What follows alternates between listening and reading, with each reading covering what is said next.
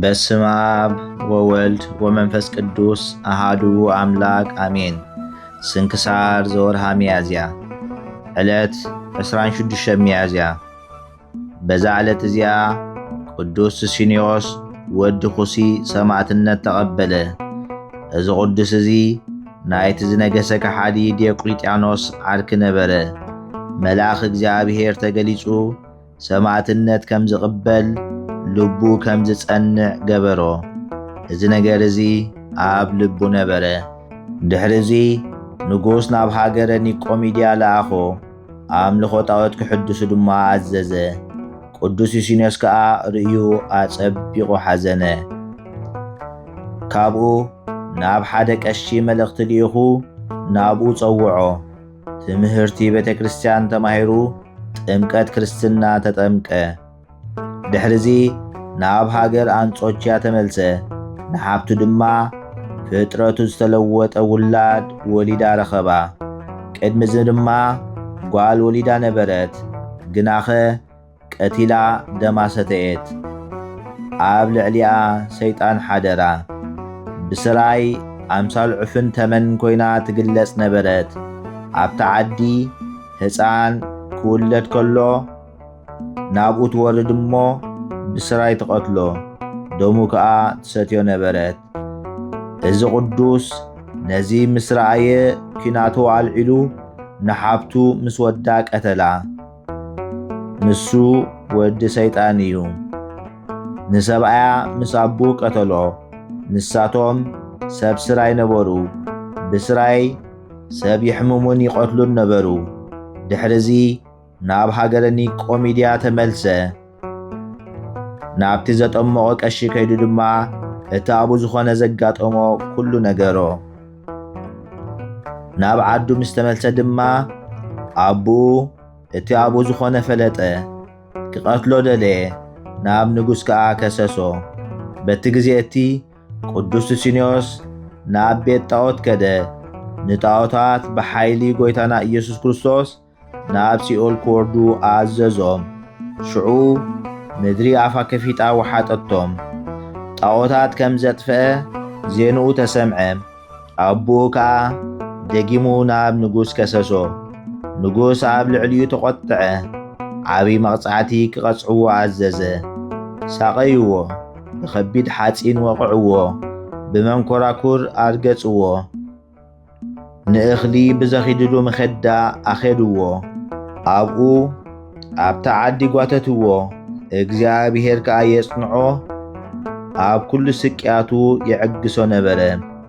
ኩሉ ጊዜ መልአኽ እግዚአብሔር ኣቑሳሉ የሕውየሉ፣ ብዘይገለ ጉድለት ድማ ጥዑይ ገይሩ የተንስኦ ነበረ።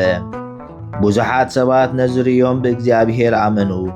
ምእንቲ እግዚአብሔር ከዓ ሰማዕትነት ተቐበሉ። ንጉስ ብምስቓዩ ምስ ደኸመ ርእሱ ብሰይፊ ክቖርጹ ኣዘዘ። ተሰይፉ ኣኽሊል ሰማዕትነት ተቐበለ። ነዚ ቅዱስ ሱስንዮስ ኣብ ግዜ ስቅያቱ ሰማዕትነት ዝተቐበሉ ቁጽሮም 1110 ኮኑ። በረኸት ናይ ኩሎም ሰማዕታት ምሳና ይኹን ንዘለዓለም ዓለም ኣሜን። ሰላም ለሱስንዮስ ወልደ ጴጥሮስ ኩሲ ሕማማተ ስም ተኣጋሲ ለቀቲለ እህቱ ኣጥብኣ እምበላያ ናህሲ በሃይለ ስራይ እንተ ፍጥረታት ትኰሲ በኣምሳለ ኦፍ ወህቡሩ ለከይሲ።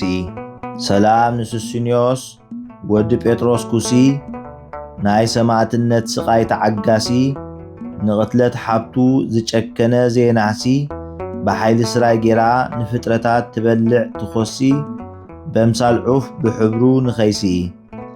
ሰላም እብል ኣማእታ 10 ኣሃደ ምእት ወተሰዓተ ዘሱስንዮስ ማህበረ ይሰጠውን ይእምንቱ ሰብአ ጸውዖሙ ወትረ እይመኑንኒ በኣንቀጽ ከመቃለ መጽሓፍ መሃረ ጊዜ ያሃይው ብእሴ ግዩረ።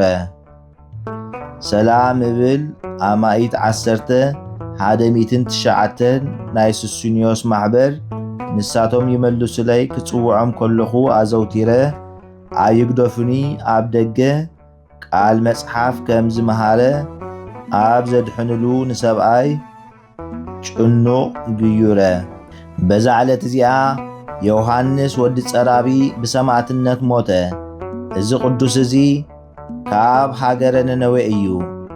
ኣቦኡ ንጣዖት ዝኸውን ጸረባይ ግልፎ ነበረ። ጣዖታት እውን የምልኽ ነበረ።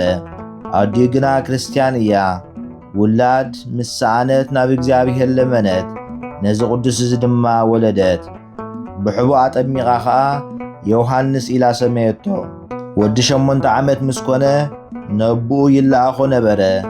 እቲ ዝጸረቦ ጣዖታት ይሸጠሉ ነበረ። ሓደ መዓልቲ ጣዖታት ክሸይጥ ክኸይድ ከሎ መልኣኽ እግዚኣብሔር ተራኸቦ። ጣዖት ምሕደሪ ሰይጣን ከም ዝኾነ ነገሮ። እቲ ኣብ ኣዳው ዘሎ ክድርብዮ ኣዘዞ። ሃይማኖት ክርስቶስ መሃሮ፣ ምስጋና ንዑ ይኹን። እዚ ቅዱስ ናብ ኣቦኡ ተመሊሱ ብዘይካ ሓደ እግዚኣብሔር ፈጣሪ ሰማይን ምድርን ካልእ ኣምላኽ የልቦን፣ ንስራሓት ኢድ ሰብ ኣይሰግድን የበሎ። ኣቦኡ ምስ ሰምዐ ኣብ ቤት ማእሰርቲ ኣሰሮ።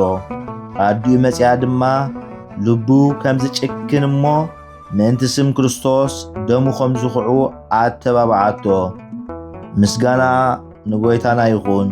ካብኡ ደቅቲ ዓዲ መጺኦም በዘራርብኦም ክመልስዎ እወ ከብልዎ ኢሎም ኣንታ ቆልዓ ስለምንታይ ኣማልኽቲ ኣቦኻ ትሓድግ በልዎ። ንሱ ከዓ ከምዚ ክብል መለሰሎም፣ ኣነ ንግብሪ ኢድ ሰብ ኣይሰግድን እየ። ንሳቶም ሰፈር ርኹሳት ኣጋንንቲ እዮም በሎም። ኣቦኡ ቃል ወዱ ምስ ሰምዐ ምሳሩ ኣልዒሉ ክሳዱ ቆረጾ። ግናኸ ኣይወደቐን። በእጋሩ ደው በለ፣ ብደሙ ተሓጽበ። ኣዲኡ ከዓ መጺኣ ካብ ደሙ ወሰደት። ኦ ጎይታ ኢየሱስ ክርስቶስ ምስጋና ናትካ ዝኾነ ናይ ኣቤል ቁርባን ኣብ በረኻ ዝተቐበልካ እዚ ቁርባን እዚ ከዓ ካባይ ተቐበል በለት። ሽዑ ሰይጣን ኣብ ልቢ ኣቦ ኣተወ። ዓበደ ከዓ ሰበይቱ ከዓ ሒዛ ናብ መቓብር ወዳ ወሰደቶ። ምእንቱ ከዓ ጸለየት። ቅዱስ ዮሃንስ ድማ ብለይቲ መጺኡ ነብኡ ብኹናት ወግኦ። እቲ ሰይጣን ከዓ ካብኡ ወፀ። ካብኡ ኣሚኑ ብስም ጎይታና ኢየሱስ ክርስቶስ ተጠምቀ። ምስጋና ንዑ ይኹን። በረኸት ኣምልኹ ምሳና ይኹን ዘለዓለም ዓለም ኣሜን። ሰላም ለዮሃንስ በብሔረ ነነዌ ዘሰረቀ ከመ ማይቶት ዘይሰድድ ጽልመተ ኃጢአት ጽፉቀ በምሳር አቡሁ አመ ክሳዶ ነፈቀ ቀዊሞ ተርእየ በእገሪሁ እስከ በደሙ ተጠምቀ ወበነ ስጋሁ ውስተ ምድር ይወድቀ። ሰላም ንዮሐንስ ኣብ ሃገር ነነዌ ዝበረቀ ከም መብራህቲ ዝሰድድ ጽልመት ኃጢአት ብዙሕ ጽዑቕ አቡኡ በአምሳር ክሳዱ ምስ ቆረጸ በእጋሩ ቆይሙ ተራእየ ክሳብ ብደሙ ዝጠልቀየ ሬስእውን ናብ ምድሪ ኣይወደቐን። በዛ ዕለት እዚኣ ንቅዱሳን ሰብ ጥራጥራን አባ ሰርጋን ድራይስን መዘከርታ ሰማዕትነቶም እያ። በረኸቶም ምሳና ይኹን ንዘለዓለም ዓለም አሜን።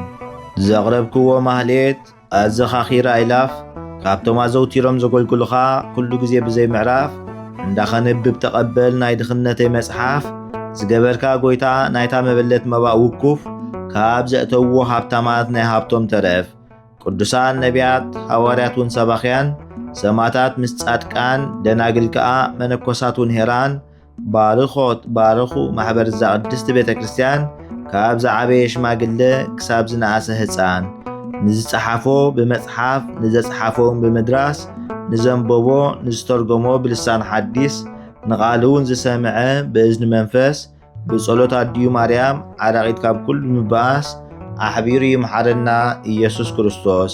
ሰላም ንዓኹም ጻድቃን ምስ ሰማይት ዘዕረፍኩም በዝሎም ዕለት ንዓለም ዘሰነፍኩም ኢኹም ንስኻትኩም ብኩሉ ትዕግስት ኣብ ቅድሚ ፈጣሪ ይለምኑ ብኩሉ ሰዓት ብዘይካ ንስሓ ንዓና ከይወስደና ሞት።